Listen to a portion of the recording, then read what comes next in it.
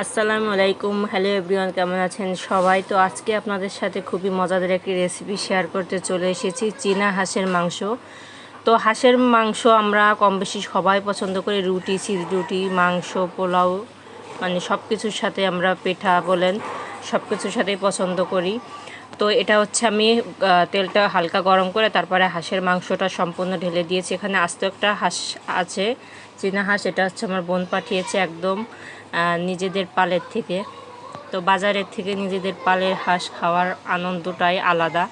তো হাঁসটা হচ্ছে ভালো করে কষিয়ে নিতে হবে। হাঁসের যে এক্সট্রা বাজে একটা গন্ধ থাকে, মানে অনেকেই বলে যে হাঁসের একটা গন্ধ থাকে, ভালো লাগে না খেতে। তো তাদেরকে উদ্দেশ্য করে বলতেছি যে হাঁসটা হচ্ছে প্রথমে তেলে ভালো করে কষিয়ে নেবেন।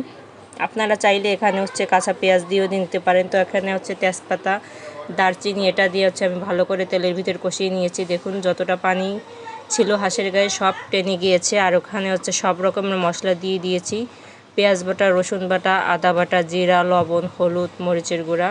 আর এখানে হচ্ছে আমি শুকনা মরিচ বেটে নিয়েছি। তো ভালো করে এখন মাংসের সাথে ভালো করে মিশিয়ে নিচ্ছি। মশলাটা খুব সুন্দর করে মাংসের সাথে একটু সময় ধরে মিশিয়ে নিতে হবে। তো ভালো করে মিশিয়ে হচ্ছে আমি একটু পানি দিয়ে ভালো করে কষিয়ে নেব, মশলাটা যাতে মাংসের ভিতরে ঢুকে যায়।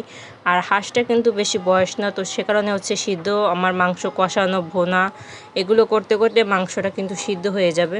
তো মশলাটা ভালো করে মাংসটা কষানো হয়ে গেলে এখানে আমি আলু দিয়ে দিয়েছি। তো আলুটা হচ্ছে আমার পরিবারের সবাই পছন্দ করে, বেশি পছন্দ করি আমি, আমার ছোট ছেলে, বড় ছেলে। তো সেই কারণে হচ্ছে ওদের জন্য আলুটা দিয়ে দেওয়া আর আমার জন্য। তো তারপরে আলুটার সঙ্গে ভালো করে উল্টে পাল্টে আমি মাংসটা, মশলাটা ভালো করে কষিয়ে নিচ্ছিলাম। নেওয়ার পর আমি কিছুটা পানি দিয়ে নেব। তো ভালো করে নেড়ে চেড়ে কষিয়ে নিচ্ছি। আর কষানো অবস্থায় দেখতে পাচ্ছেন যে গা থেকে কিন্তু মশলা থেকে তেলটা চলে এসেছে। তো পারফেক্ট আমার মশলাটা ভালো করে কষানো হয়েছে। তো এভাবে কিছুক্ষণ ধরে 5-6 মিনিট ধরে কষিয়ে তারপরে হচ্ছে আমি মাংসের পানিটা দিয়ে দেব। তো আমার কিন্তু কষানো হয়ে গিয়েছে। তো এখন হচ্ছে আমি পানিটা দিয়ে দেব।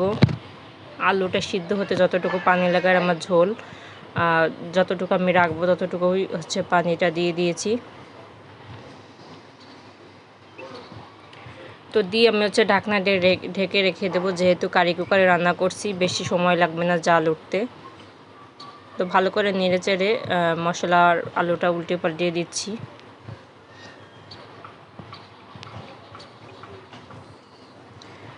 আমার কিন্তু মাংসটা প্রায় হয়ে এসেছে, উপরে তেলটা ভেসে উঠেছে। তো আরও আমি কিছুক্ষণ রেখে তারপরে হচ্ছে নামিয়ে নেব।